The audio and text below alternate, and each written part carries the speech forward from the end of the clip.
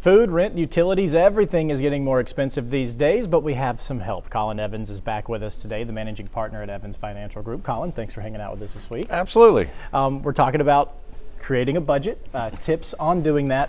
I guess we'll start right from the beginning. How detailed do you need to be when you're making a budget for your family? You know, as we see things nowadays, and we've all felt this inflation pain and how much this is costing us when we go to the grocery store, we get gas. It's like, oh my goodness, things are getting more and more expensive out there.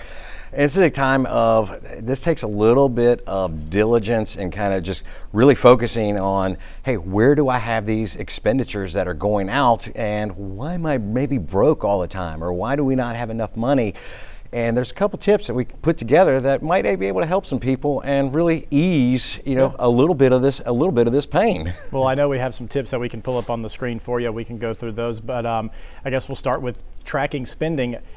In the age of Netflix subscriptions and everything subscriptions, I think that's a pretty important thing to do there. Absolutely, it is, and it really does. It starts with the tracking of that and being able to dial in and realizing where we might have those, overages or those over expenditures. And one of the big things that we call consistently the latte factor, which is, hey, am I maybe overspending on that, $8 venti over at Starbucks and going, if I did this at the house, this might only cost me $1.50 or $1, as might not taste as good or be as tasty.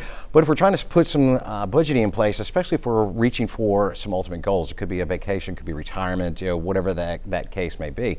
Well, we move on to tracking that spending, and one of the things we actually did to try and help make this a little bit easier for viewers, we did actually give a free download that's available at evansfinancial.com/budget sheet.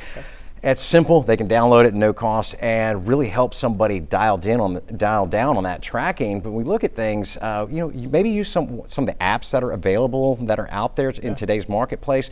And it really comes into comfortability for, am I okay with filling in the information through the app, or do I want to link it into my bank account? That's one of the things that I would suggest looking at, because that's really the two ways to look at those apps. Are you that comfortable with the app knowing what you have going on in your bank account to help you with that?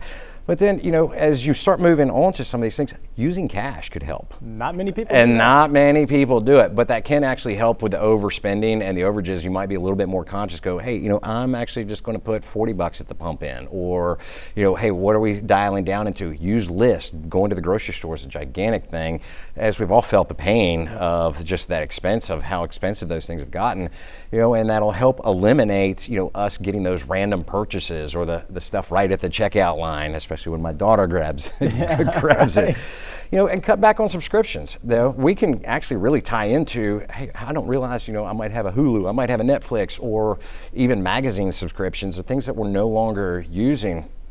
In case in point, I've got 2 magazine subscriptions that come to my house that go to somebody else in my neighborhood. I have no idea who they are, but I feel really bad for them. And I've tried to reach out and say, hey, I'm getting your magazines in here and you're paying for this. Well, I've got a great subscription to Southern Living, and my kiddo loves I think it's Elle, the ladies makeup magazine that my child gets. And then nowadays, though, planning meals and planning that stuff out on the grocery store can really help. And again, keep from those overages as we're trying to plan stuff out for the week and what those costs are. But I highly suggest just writing this stuff down and tracking it and putting into seeing what's coming in versus what is going out, and that'll really start giving you a place to dial down and say, you know what, we can actually start cutting these little nuances and really put some savings in play for whatever the case may be. That's some great tips there. We are out of time. Quickly, can you tell our viewers where to find that budget sheet one more time? Yes, evansfinancial.com/budget sheet. All right, Colin, you're the man. Evans Financial Group is here to help you with your money. Let's go now to Caroline.